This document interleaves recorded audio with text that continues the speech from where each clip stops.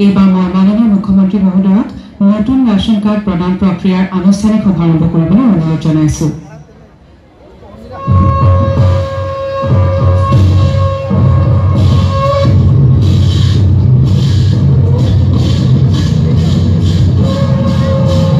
Sahaja official YouTube channel kami takam missing regam manggasana manna bukin conviction siloka ame video sakta. So guys siloka sama dokha kana normal ke lotta haralo bottapak na meeting ko patika je Orunodoi asoni aur ration card apni rope okoko doingan Dr. Himanta Biswa Sharma bi okokom na lutan aru joka agot ko Orunodoi paana kire supak okokom ipai kun aru pilap ten pai kun kapi paen e to ja gite apni dem luma bila leta Siloka langsung dalam kangkana apa apuran langkanam lega apa video sam dugdan na sokun gormo majading moka roka apuna video sam apuna kalang karan tunggu pa important da roka video sa tunggu pa arai gam na roka dogoi la apuna hampuna pa kaji seta roka channel sa manu pa kadu mulo like comment share and subscribe ipanandam se kosin nipan se আজি সভাত আমাৰ মাজত উপস্থিত অসম চৰকাৰৰ বিত্ত মন্ত্ৰী শ্ৰীমতী অজন্তা নেওগ ডাঙৰীয়ানী অসমৰ বিভিন্ন স্থানত আজি অনুষ্ঠিত সভাত উপস্থিত অসম চৰকাৰৰ বাবে আৰু ব্যক্তিগতভাৱে মই আজি অত্যন্ত আনন্দিত যে আজিৰ পৰা আমি অৰুণোদয় 3 বা যাক আমি চমুকৈ অৰুণোদয় 3.0 বুলি কম এই আঁচনিখন অসমৰ ৰাইজৰ বাবে সমৰ্পণ কৰাৰ এটা বিৰল সৌভাগ্য আমি সকলোৱে লাভ কৰিছো 2020-21 চনত অসমৰ বিত্ত মন্ত্ৰী ৰূপে কাৰ্যনিৰ্বাহ কৰি থকাৰ সময়ত ৰাজ্যৰ বাজেটত অষ্টাদশ মুকুতাৰ উন্নয়নী মালা হিচাপে প্ৰতি বছৰে আমি 18টা আঁচনি ৰূপায়ণ কৰাৰ বাবে সিদ্ধান্ত গ্ৰহণ কৰিছিলো আৰু সেই সময়তে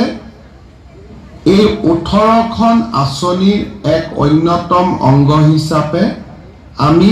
অৰুণোদয় আঁচনিখনৰ বিষয়েও ঘোষণা কৰিছিলো আত্মনিৰ্ভৰশীলতা আত্মবিশ্বাস আৰু সুদীৰ্ঘ লক্ষ্যৰে অসমক পুনৰ উত্থানৰ পথেৰে আগবঢ়াই নিয়াৰ কথা সৰুগত কৰিয়ে আমি অৰুণোদয় আঁচনিখন ৰচনা কৰিছিলো অৰুণোদয় আঁচনিখন অষ্টাদশ মুকুতাৰ উন্নয়নীমালাৰ সবাতোকৈ আকৰ্ষণীয় মুকুতা হ'ব পবিত্ৰ সকলো আঁচনিৰ ভিতৰত এই আঁচনিখনেই হ'ব সবাতোকৈ শক্তিশালী আঁচনি এই ধৰণে 2020-21 চনত মই অৰুণোদয় আঁচনিখনৰ কথা বৰ্ণনা কৰিছিলো আমি 24.60 লাখ পৰিয়ালে প্ৰত্যেক মাহৰ 10 তাৰিখে 1250 টকাকৈ নিজৰ বেংক একাউণ্টত অৰুণোদয় ধন পাবলৈ সক্ষম হৈছে মাননীয় প্ৰধানমন্ত্ৰী নৰেন্দ্ৰ মোদী ডাঙৰীয়াৰ দূৰদৰ্শিতাৰ বাবে অসমত আৰু ভাৰতত জনধন একাউণ্ট আধাৰ আৰু মোবাইল সংযোগ ব্যৱস্থাৰ আৰম্ভণি কৰা হৈছিল প্ৰধানমন্ত্ৰী ডাঙৰীয়াই হাতত লোৱা জনধন একাউণ্টৰ বাবে আজি আমি প্ৰত্যেক মাহত 24.60 লাখ পৰিয়াললৈ অৰুণোদয় আঁচনিৰ ধন ৰূপান্তৰ কৰিব পাৰিছো 1250 টকালৈ ই বৃদ্ধি পালে এতিয়া প্ৰশ্ন হ'ল যে অৰুণোদয় 3 কি লোকসভা নিৰ্বাচনৰ সময়ত আমি ৰাইজক ঘৰে ঘৰে একোখনকৈ সমীক্ষা পত্ৰ দিছিলো যে কোনে কোনে অৰুণোদয় আঁচনি পোৱা নাই কাক কাক নিযুত মইনা আঁচনি লাগিব আৰু কাৰ ঘৰত পৰিয়ালৰ মূল ব্যক্তিজনক জীৱন বীমা কৰি দিয়াৰ প্ৰয়োজনীয়তা আছে এই 3খন আঁচনিৰ ফৰ্ম পপত্ৰ যেতিয়া আমি ৰাইজক দিছিলো তেতিয়া বহুতে ইয়াক লৈ হুলস্থুলো কৰিছিলে, বাতৰি কাকত মিডিয়াত বিৰোধী পক্ষই সমালোচনা কৰিছিলে। কিন্তু আমাৰ মনত এটা ধাৰণা আছিল যে যদি আমি গম নাপাওঁ যে কিমান মানুহে কোন আঁচনি এতিয়াও পোৱা নাই,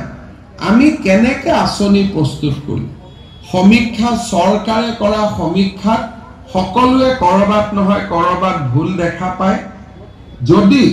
ঘৰে ঘৰে গৈ আমি এটা নিৰ্বাচনক ৰাজনীতি হিচাপে নাৰাখি নিৰ্বাচনক যদি আমি সমাজ সেৱালৈ ৰূপান্তৰ কৰোঁ, তেতিয়াহ'লে আমি সমাজত আগবঢ়াই লৈ যোৱাৰ সুযোগ পাম। আমি সেই ধৰণে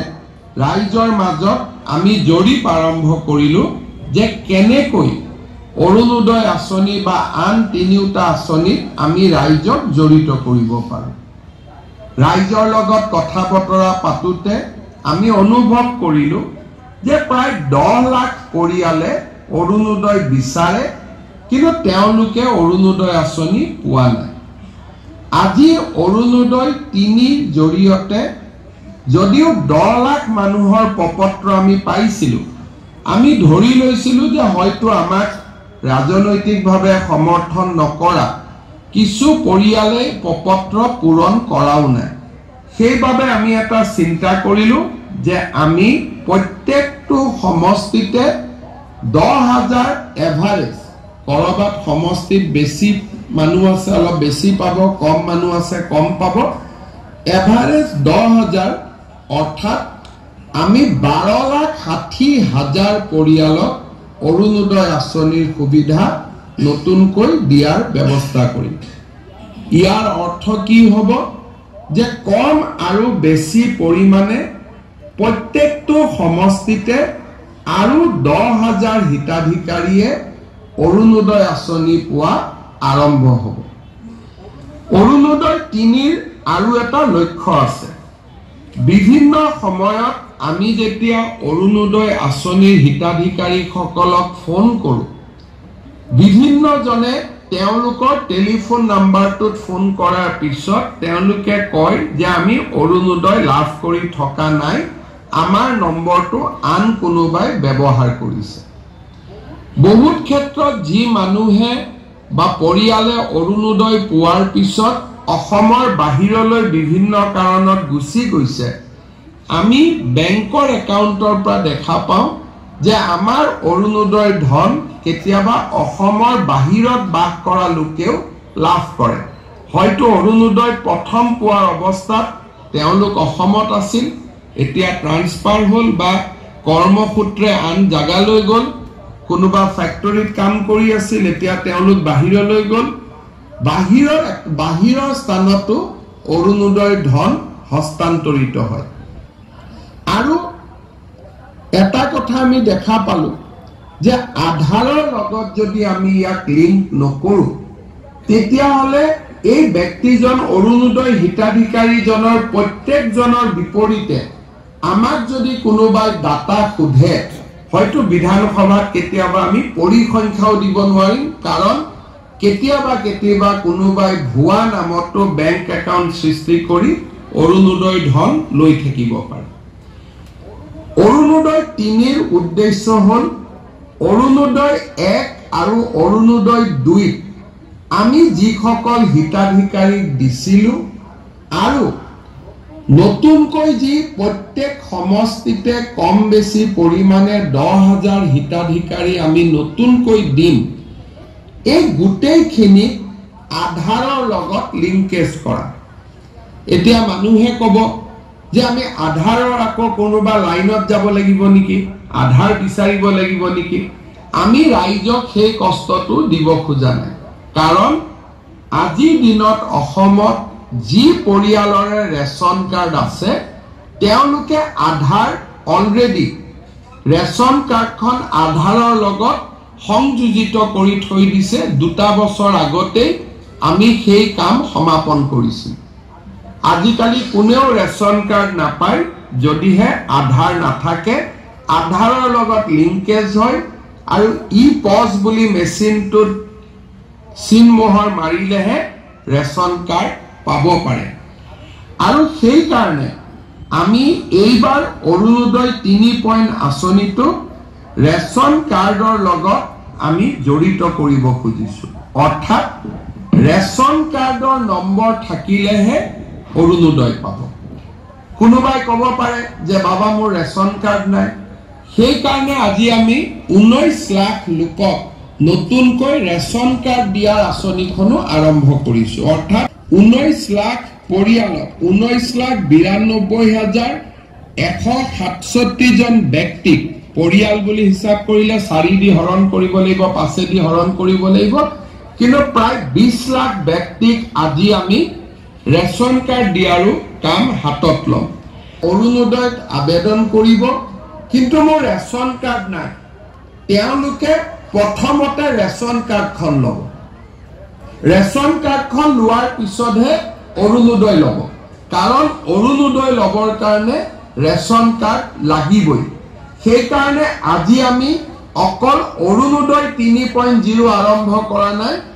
20 লাখ লোকক ৰেচন কাৰ্ড দিয়াৰ আঁচনিও আজি আমি সমান্তৰালভাৱে আমি আৰম্ভ কৰিছো আজি যিসকল লোকৰ হাতত ৰেচন কাৰ্ড নাই তেওঁলোকক মই পৰিয়াল পৰিচয় পত্ৰৰ বাবেও আবেদন কৰিবৰ বাবে আহ্বান জনাম আজিৰ পৰা আমি সেই কাৰ্যসূচীও আৰম্ভ কৰিছো এতিয়া অৰুণোদয় 3 আমি কেনেকৈ গঠন কৰিব খুজিছো অৰুণোদয় 1 আৰু 2 জুনে হিতাধিকাৰী আছিল তেওঁলোকে অৰুণোদয় 3ৰ বাবে নতুনকৈ আবেদন কৰিব লাগিব আমি জিলাক কৈছো যে 1 আৰু 2 পাই থকা হিতাধিকাৰী 3টো ল'ব কিন্তু যদি ৰেচন কাৰ্ডখন নাই নাপাব যদি পৰিয়ালত চাকৰি হৈ গ'ল নাপাব যদি আমাৰ 4 চকীয়া ঘৰত বাহন হৈ গ'ল নতুনকৈ কিনিলো তেতিয়া আমি নাপাম এই বিষয়ে মই আপোনালোকক বুজাব খুজিছো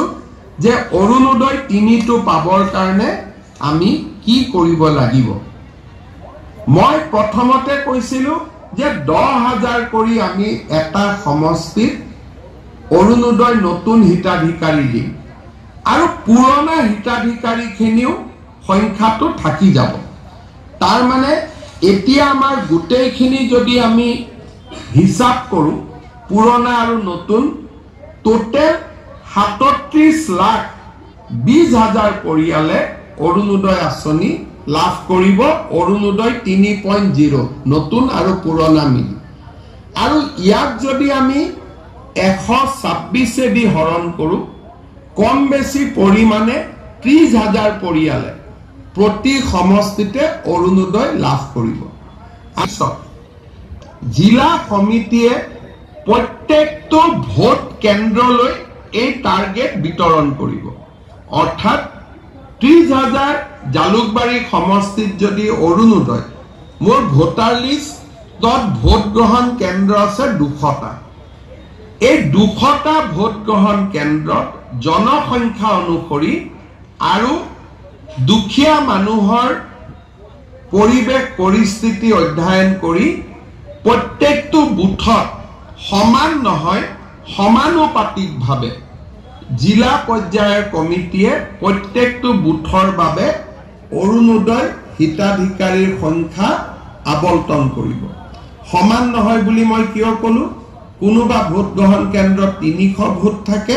কোনোবা ভোট গ্ৰহণ কেন্দ্ৰত 1000 ভোট থাকে সমানুপাতিকভাৱে তেওঁলোকে এই কোটা 30,000ৰ কোটা প্ৰত্যেকটো ভোট গ্ৰহণ কেন্দ্ৰলৈ তেওঁলোকে ভাগ কৰি দিব ভাগ কৰি দিয়াৰ পিছত সিলেকশনৰ এটা প্ৰক্ৰিয়া আৰম্ভ হ'ব পঞ্চায়ত বৰ্তমান নাই কাৰণে আমি জিলা উপায়ুক্তৰ দায়িত্ব দিছো যে আপোনালোকে গাঁও পঞ্চায়তৰ সেক্ৰেটাৰী আৰু 4 জন মনোনীত ব্যক্তিক লৈ গাঁও সভাখন পৰিচালনা কৰিব এতিয়া অৰুণোদয় পাবৰ কাৰণে আমাৰ মানদণ্ড কি হ'ব সকলোৱে আবেদন কৰিব আমি কাক অৰুণোদয় দিম প্ৰথম অৰুণোদয় পাবৰ কাৰণে মোৰ এখন ৰেচন কাৰ্ড থাকিব লাগিব যাৰ ৰেচন কাৰ্ড নাই সি ৰেচন কাৰ্ড বনাই ল'ব, কিন্তু ৰেচন কাৰ্ড থাকিবই লাগিব, যাতে লাহে লাহে আমি ৰেচন কাৰ্ডৰ লগত অৰুণোদয় আমি সামঞ্জস্য ৰাখিব পাৰোঁ। বিধানসভাটো প্ৰশ্ন কৰিলে আমি তেওঁৰ ডিটেইলছ দিব পাৰোঁ, কাৰণ ৰেচন কাৰ্ডত দেউতাক মাক এড্ৰেছ আৰু আধাৰৰ লগত ৰেচন কাৰ্ডখন জড়িত হৈ আছে। তাৰমানে অসমত অৰুণোদয় 3.0 ৰেচন কাৰ্ড আধাৰ অৰুণোদয় এটাই ডাটাবেছ হ'ব। আমি লগে লগে যোনে যি প্ৰশ্ন কৰে আমি লগে লগে উত্তৰ আমি দিব পাৰিম।